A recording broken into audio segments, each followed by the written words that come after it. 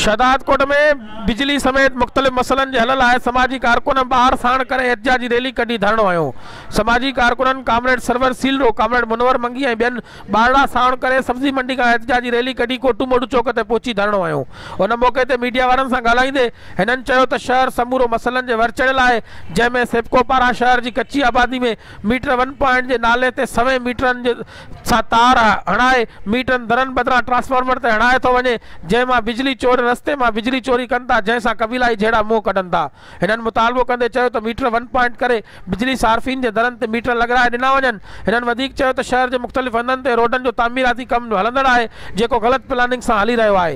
हिननि चयो त रोडनि मथां रोड ठाहिया वञनि था, जंहिंसां जॻहियूं हेठि थी रहियूं आहिनि। हिननि चयो त उन्हनि जे ॿिन्ही पासनि मां नालियुनि जो नेकाल जो सिस्टम ठीकु न आहे, जंहिं करे रोड ठहण सां ई तबाह थी वेंदा। हिननि वधीक अल्टीमेटम ॾींदे चयो त अगरि शहरी मसइला हल न थिया त वधीक एहतिजाजी तहरीक तेज़ कई वेंदी।